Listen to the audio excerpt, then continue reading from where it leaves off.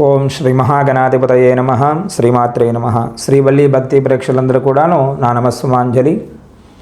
ఈ సెప్టెంబర్ నెల కర్కాటక రాశి వారికి ఎలా ఉంటుంది, కర్కాటక రాశి వారికి ఏ ఏ గ్రహాలు అనుకూలంగా ఉన్నాయి, అవన్నీ కూడా మనం ఇప్పుడు ఈ వీడియోలో తెలుసుకుందాం. కర్కాటక రాశి వారికి గ్రహాల అనుకూలం సంచారం వల్ల మనసు ప్రశాంతంగా ఉంటుంది. ఈ మాసమంతా కూడాను దూర ప్రయాణాలు చేస్తారు, పుణ్యనదీ స్నానాలు, పుణ్యక్షేత్రాలు, దైవ దర్శనాలు చేస్తారు. రావాల్సిన బాకీలన్నీ కూడాను ఈ నెల వీరికి వసూలు అవుతాయి. వృత్తి వ్యాపారులకు అనుకూలంగా ఉంటుంది. శత్రువులపై ఆధిపత్యం కూడా మీకు వస్తుంది. ఈ రాశి వారికి కుటుంబంలో మీరు మీ మాటకు ఎక్కువగా విలువిస్తారు. ఈ మాసంలో భూ లేదా గృహ సంబంధమైన విక్రయాదుల వలన ధనప్రాప్తి లభిస్తుంది.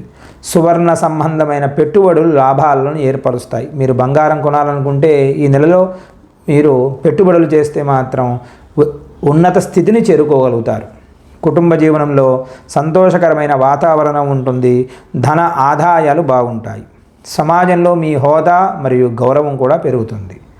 ఈ మాస మధ్యమంలో ధర్మకార్య సంబంధమైన పనులకు ధనమంతా కూడా ఖర్చు చేస్తారు.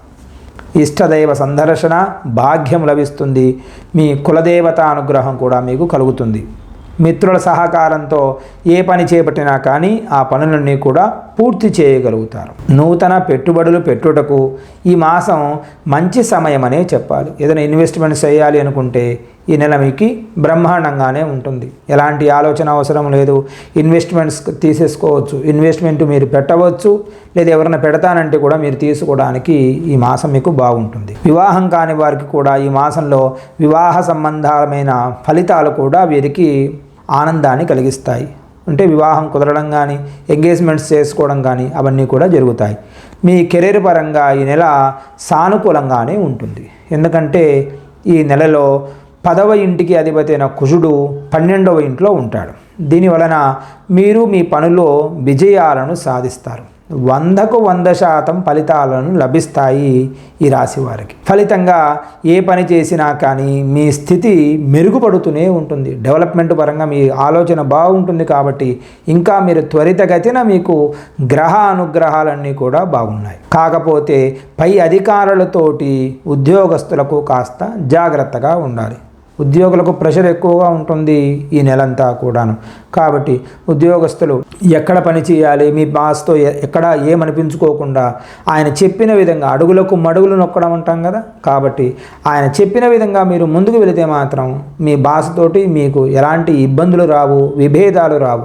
తద్వారా మీకు మీ ఉద్యోగానికి ఎలాంటి ఇబ్బంది కూడా కలగదు. విద్యార్థుల విషయానికి వస్తే ఈ నెల కాస్త విద్యార్థులకు ఆనందదాయకంగా ఉంటుంది. 11వ ఇంట్లో బృహస్పతి నెల అంతా కూడాను మొత్తం 5వ ఇంటికి పూర్తిని దృష్టి పెట్టాడు. ఆశించిన రంగంలో విద్యార్థులకు గుర్తింపు మరియు విజయాలను లభిస్తాయి. ఎందుకంటే తిరోగమన స్థితిలో శని 9వ ఇంట్లో కూర్చొని 5వ ఇంటిని చూస్తున్నాడు. ఇది కొన్ని అంతరాయాలను కలిగిస్తుంది. మీరు దృఢమైన నిశ్చయంతో మరియు చదువును కొనసాగిస్తూ ఉండాలి. దాని వలన అనుకూలమైన ఫలితాలు కనబడతాయి. ఎందుకంటే ఏదైనా ఇబ్బంది వచ్చినా కానీ ఆ ఇబ్బందిని మీరు పక్కన పెట్టేసేయండి.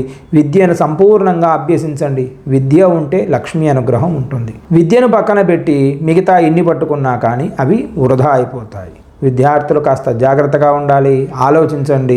విద్య వలన మీరు ఏ స్థాయి వెళతారో మీ పక్కన వాళ్ళని చూసి నేర్చుకోవచ్చు, మీకు తెలుస్తూ ఉంది. అంతేకాకుండా 5వ ఇంటికి అధిపతి అయిన కుజుడు ఈ నెలలో మీకు 12వ ఇంట్లో ఉన్నాడు. మరొక నగరంలో లేదా బహుశా మరొక దేశంలో చదువుకోవడానికి అవకాశం ఉంది.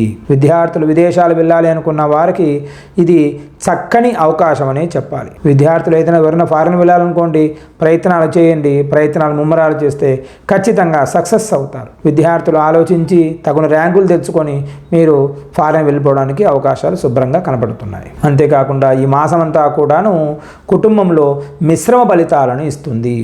2వ ఇంటికి అధిపతి అయిన సూర్యుడు 2వ ఇంట్లో కూర్చుని ఉన్నాడు.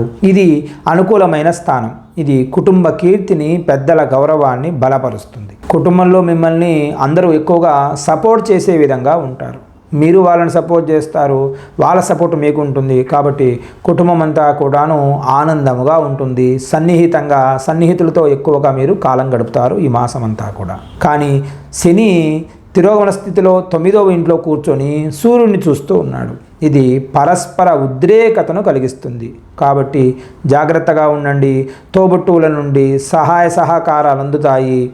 పిల్లల విషయంలో అభివృద్ధి బాగుంటుంది. సంతోషకరమైన శుభవార్తలు వింటారు.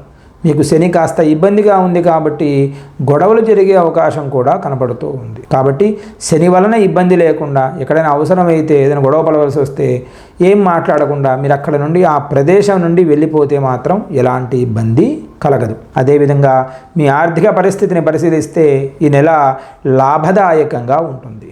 ఒకవైపు ఈ నెల మొదటి భాగంలో సూర్యుడు 2వ ఇంట్లో ఉన్నాడు.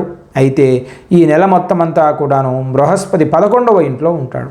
దీనివల్ల మీ ఆర్థిక పరిస్థితి మెరుగుపడకుండా ఎవ్వరూ అడ్డుకోలేరు. ఫైనాన్షియల్గా బ్రహ్మాండంగా ఉంటుంది. ఎంతమంది అడ్డు వచ్చినా కానీ మీకు వచ్చే డబ్బును ఎవ్వరూ ఆపలేరు. మీరు పెద్ద మొత్తంలో డబ్బును సంపాదించడానికి ఈ నెల మీకు లాభదాయకంగా ఉందని చెప్పాలి. ఈ మాసమంతా కూడాను ఆ డబ్బును సద్వినియోగం కూడా చేసుకుంటారు. మీరు ఎక్కడైనా ఇన్వెస్ట్మెంట్స్ చేయాలనుకుంటే ఈ మాసం మీకు సరైన మాసం అని కూడా చెప్పొచ్చు. మరియు మీ బ్యాంకు ఖాతా కూడా పెరుగుతుంది. బ్యాంకు బ్యాలెన్స్లు పెరుగుతాయి. బ్యాంకు బ్యాలెన్స్లు పెరిగి మీరు ఆనందంగా ఉంటారు. మీరు సంపాదన పొందడంలో కూడా విజయం సాధిస్తారు. మీరు ఏదైనా ఈ పని చేయాలి అంటే మాత్రం ఆ పనిని రాక్షస ప్రయత్నం చేస్తారు. ఇది మామూలు ప్రయత్నం కూడా చేయరు. ఏ పని చేసినా గట్టి పట్టుకుంటారు. కాబట్టి మీ ఎప్పుడైతే మీ శ్రమ వలన ఆ ఫలితం కూడా మీకు సద్వినియోగం చేస్తుంది. మీరు ఏ పని మొదలుపెట్టినా కానీ ఆ పని పూర్తి అవుతుంది. ఫైనాన్షియల్గా కానీ ఇంకా వేరే విధంగా అయినా కానీ స్థిరాస్తులను కొంటారు. స్థిరాస్తికి సంబంధించిన వ్యవహారాలు కూడా మీకు అనుకూలిస్తాయి. ఈ మాసం ఆరోగ్య విషయంలో కాస్త జాగ్రత్తగా ఉండాలి. మీ ఆరోగ్యపరంగా గొప్పగా ఉన్నప్పటికీ కూడాను కుజుడు 12వ ఇంట్లో ఉన్నాడు. శని 8వ స్థానంలో తిరోగమనం చేస్తూ ఉన్నాడు. ఈ సమయం అంతా కూడా పెద్దగా అనారోగ్యానికి గురి అయ్యే అవకాశం కనబడుతూ ఉంది. ఫైనాన్షియల్గా బాగానే ఉంది కానీ కాస్త ఈ టెన్షన్ పడి ఉంటారు కదా, కాబట్టి ఆరోగ్యం కూడా అదే విధంగానే దెబ్బతింటుంది. కాస్త ఆరోగ్య విషయంలో జాగ్రత్తగా ఉండండి. మీరు మీ దినచర్య మరియు ఆహారపు అలవాట్లపై శ్రద్ధ వహించాలి.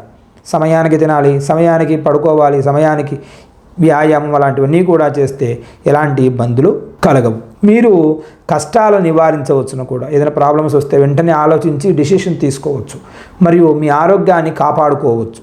ఏదైనా గాయం లేదా ప్రమాదం సంబంధించే అవకాశాలు ఎక్కువగా కనబడుతున్నాయి. కాబట్టి అవకాశం ఉన్నంత వరకు ఆరోగ్యపరంగా జాగ్రత్తగా ఉంటూ నడిచేటప్పుడు కానీ లేదా వాహనాలలో వెళ్ళేటప్పుడు కానీ కాస్త ఆలోచించి ఆచితూచి మీరు వ్యవహారం చేస్తే ఎలాంటి ఇబ్బందులు కలగవు. మీరు అవకాశం ఉంటే ప్రతిరోజు కూడాను హనుమాన్ చాలీసా పారాయణం చదవండి లేదా వినండి.